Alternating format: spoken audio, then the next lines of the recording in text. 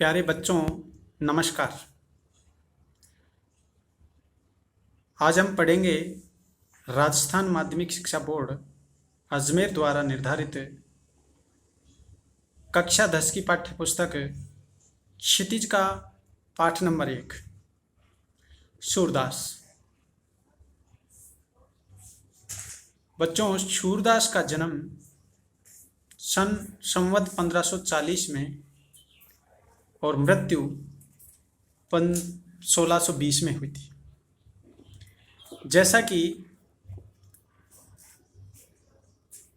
देखिए, हम सबसे पहले कवि परिचय पढ़ते हैं। कृष्ण भक्त कवि सूरदास का जन्म संवत 1540 में हुआ था। इनका जन्म स्थान आगरा और मथुरा के मध्य बीच में स्थित रुनकता ग्राम में माना जाता है।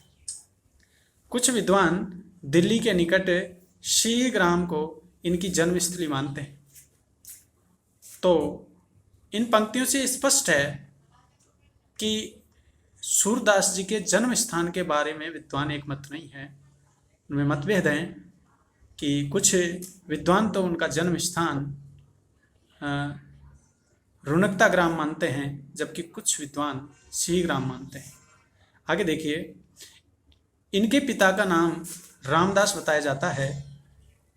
वार्ता साहित्य और भक्तमाल के आधार पर ये सारस्वत ब्राह्मण कहे गए, किंतु साहित्य लहरी में एक पद है जिससे ये पृथ्वीराज के अमात्य तथा राजकवि चंदवरदाई के वंशज ब्रह्म भट्ट मालूम होते हैं।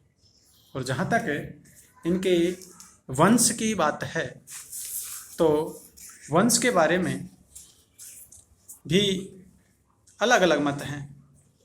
कुछ लोग,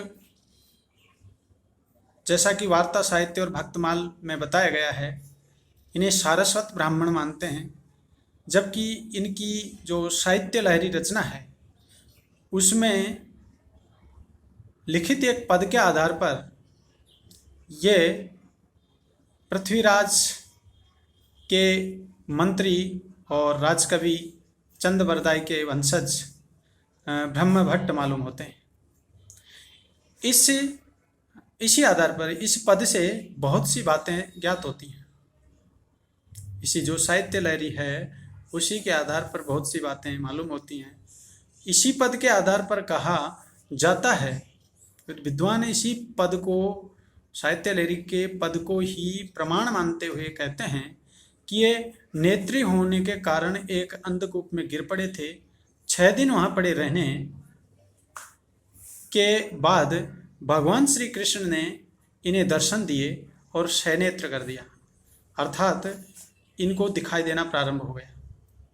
परंतु इस पर सूरदास ने कहा कि प्रभु, जिन नेत्रों से आपके दर्शन हुए, अब उनसे मैं सांसारिक पापों को नहीं देखना चाहता। उनके निवेदन से नेत्र सदा के लिए बंद हो गए, लेकिन उन्हें प्रज्ञा चक्षु प्राप्त हो गए। तो इस प्रकार सूरदास जी के बारे में लोगों में अलग अलग धारणाएं हैं। उनके जन्म स्थान के बारे में अलग धारणा है, उनके वंश के बारे में अलग धारणा है, उनके जन्मांध होने और न होने के बारे में अलग धारणाएं हैं। कुल मिलाकर के सूरदास जी के बारे में विद्वान तीनों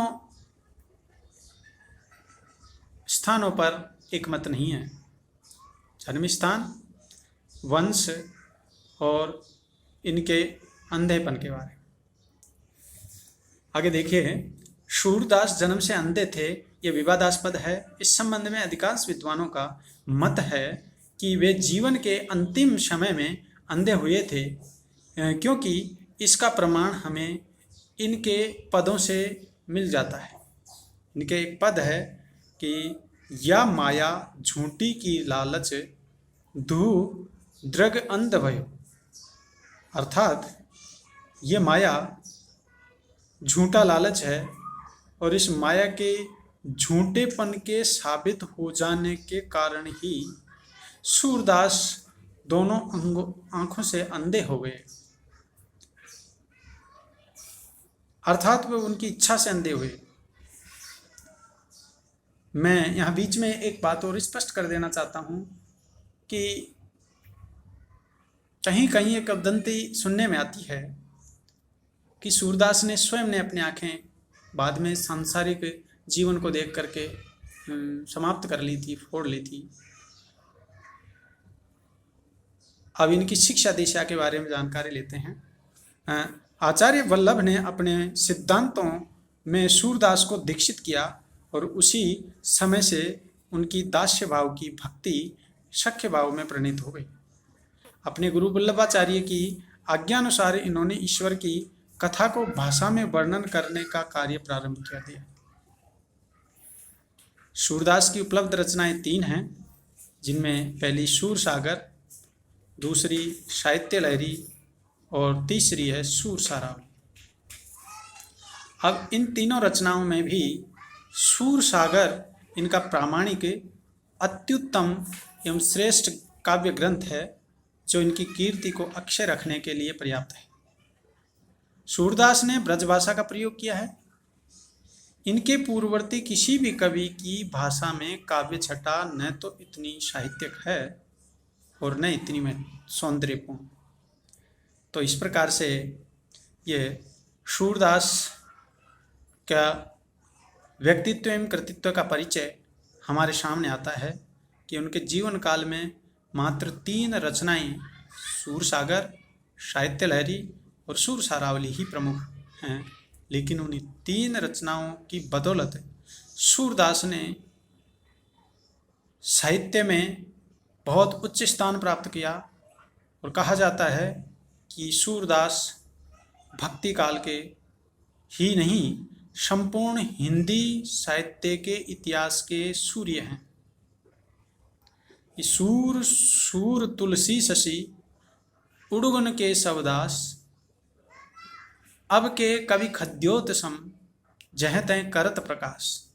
अर्थात सूर सूर्य के समान, तुलसीदास चंद्रमा के समान और आजकल के कवि जुगनू के समान हैं, जो छुटपुट यहाँ वहाँ थोड़ा बहुत प्रकाश करते हैं। तो ये रहा सूरदास का व्यक्तित्व एवं कृतित्व। आगे चलते हैं पाठ का परिचय। इस पाठ में 4 पद सूरदास के संकलित किए गए हैं। बोर्ड ने जो सिलेबस लिया है उसमें मात्र 4 पद पहले चैप्टर में सूरदास के हैं।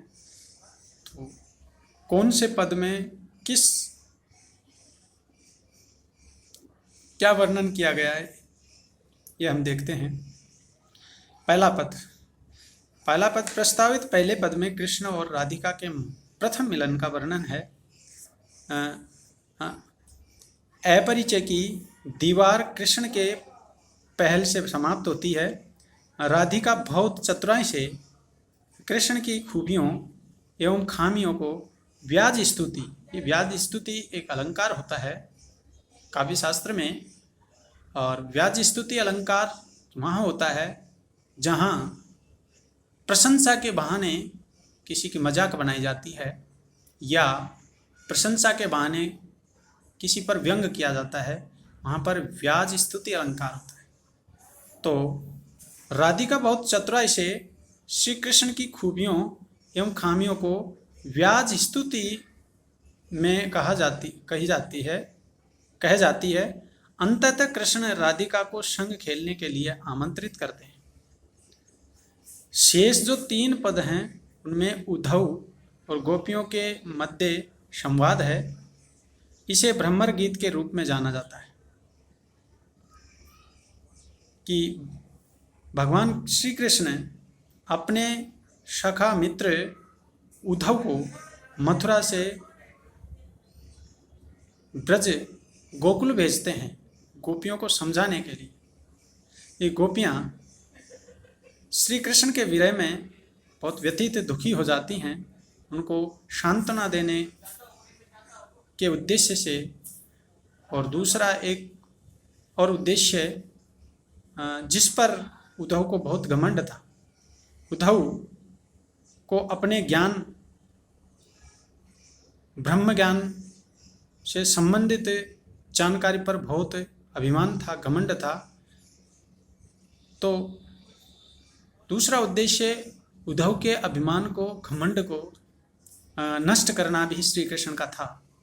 इसलिए अपने मित्र उद्धव को गोकुल गोपियों के पास समझाने हेतु भेजते हैं और कहते हैं कि आप जाइए और गोपियों को निर्गुण ब्रह्म के बारे में जानकारी दें ताकि उनका दुख कम हो सके। लेकिन जब उद्धव गोकुल आते हैं और गोपियों को निर्गुण ब्रह्म की शिक्षा देते हैं तो गोपियां अपने तर्कों के माध्यम से, अपने प्रश्नों के माध्यम से उद्धव से ऐसे ऐसे प्रश्न पूछती है जिनका उत्तर उद्धव नहीं दे पाते हैं। अंत में उद्धव को अपने ब्रह्म ज्ञान पर का घमंड तोड़ना छोड़ना पड़ता है और वो अपने परास्त होते हैं। तो ये सारी बातें जो उद्धव और गोपियों के मध्य में होती हैं उनका वर्णन बाकी 3 शेष पदों में किया गया है। उन्हें भ्रमर गीत के नाम से इसलिए जाना जाता है कि जब उद्धव और गोपियों के मध्य संवाद हो रहे थे उसी समय एक भंवरा वहाँ उड़ता हुआ कहीं से आता है और गोपियाँ उस भंवरे के माध्यम से या भंवरे को प्रतीक बनाकर, भंवरे को आलंब बना करके, भंवरे को संबोधित करते हुए उद्धव से इस तरह के महत्वपूर्ण प्रश्न करती हैं जिनका उत्तर उद्धव नहीं दे पाते। तो इसे भ्रमर गीत के रूप में जाना जाता है। भ्रमर गीत हिंदी साहित्य में अनुपम है। उद्धव निर्गुण ब्रह्म के प्रवक्ता के रूप में गोकुल आते हैं, किंतु कृष्ण के सम्मोहन में डूबी गोपियों के विचार सुनकर उद्धव जी निरुत्तर हो जाते हैं। उनके ज्ञान का घमंड नष्ट हो जाता है। गोपिकाओं के उपालंब विदग्धता और करुणा से भरे हैं। जो उलाहना गोपियां देती हैं वो गोपियों के उलाहने विदग्धता और करुणा से भरे हुए हैं। गोपियों के व्यंग बाणों से उद्धव का हृदय छलनी हो जाता है और वे स्वयं कृष्ण में हो जाते हैं और गोपियों की भक्ति का प्रभाव स्वयं उद्धव के ऊपर इतना होता है कि वह अपने ज्ञान के घमंड को भूल जाते हैं, ज्ञान के अभिमान को त्याग देते हैं। आस्था के समक्ष उद्धव के सिद्धांत फीके पड़ जाते हैं। प्रस्तावित समस्त पद गेय है। देखिए पहला पद हम लेते हैं। सबसे पहले ये कृष्ण और राधा के मध्य जो संवाद हो रहा है उससे संबंधित ये पद है। पहला पद देखते हैं। ये गेय पद है। चूँकि गेय पद की खासियत होती है कि उसको गाया जा सकता है, इसलिए हम इसको गा करके पढ़ने का प्रयास करते हैं। बूझत श्याम कौन तू गोरी, बूझत श्याम कौन तू गोरी। अर्थात श्री कृष्ण जब पहली बार राधा से मिलते हैं गोकुल की गलियों में तो अनायास ही उससे प्रश्न कर बैठते हैं कि हे गोरी आप कौन हैं। बूझत श्याम कौन तू गोरी, कहाँ रहती काकी है बेटी, देखी नहीं कबहूँ ब्रज खोरी। कहाँ रहती काकी है बेटी, देखी नहीं कबहूँ ब्रज खोरी। बूझत श्याम कौन तू गोरी, बूझत श्याम कौन तू गोरी। काहे को अपराधा अर्थात हे गोरी आप कहाँ रहती हैं, किसकी बेटी हैं, आपको कभी इन ब्रज की गलियों में नहीं देखा। तो राधा कहती है काहे को हम ब्रज तनियावती, काहे को हम ब्रज तनियावती, खेलती रहती आपनी पोरी। बूझत श्याम कौन तू गोरी, बूझत श्याम कौन तू गोरी। राधा कहती है कि काहे को हम ब्रज तनी आवती, हम ब्रज की गलियों में क्यों आएंगे, हम ब्रज की गलियों में नहीं आते हैं। खेलती रहती आपनी पूरी, हम अपने ही घर के अहाते में, अपने ही घर के आंगन में पोली में खेलती रहती हैं। सुनत रहते, यहाँ पर राधा ने व्याज स्तुति का प्रयोग करते हुए कृष्ण पर व्यंग कसा है। देखिए, सुनत रहते श्रवणन नंद धोटा, सुनत रहते श्रवणन नंद धोटा, करत फिरत माखन धदि चोरी, बूझत श्याम कौन तू गोरी, बूझत श्याम कौन तू गोरी। अर्थात सुनत रहती, हम सुनती रहती हैं, श्रवणनी कानों से, नंद धोटा, धोटा नंद जी का बेटा, करत फिरत करता फिरता है, माखन दधी मक्खन और दही की चोरी। अर्थात राधा कहना चाहती है कि हम अपने घर पे ये बात कानों से सुनते रहते हैं कि नंद का बेटा मक्खन और दही की चोरी करता फिरता रहता है। अब देखिए, व्याज स्तुति इस तरह से कि डायरेक्ट राधा ने कृष्ण जी से ये नहीं कहा कि आप चोरी करते हो। उन्होंने कौन से शब्दों का प्रयोग किया है? नंद ढोटा, अर्थात नंद जी का बेटा, यानी एक अन्योक्ति के माध्यम से बात कह दी है, समझा दी है, उसको संकेत में समझाया है। और यदि शब्दार्थ देखें तो वो प्रशंसा टाइप है, लेकिन प्रशंसा में ही बेइज्जती समाहित है।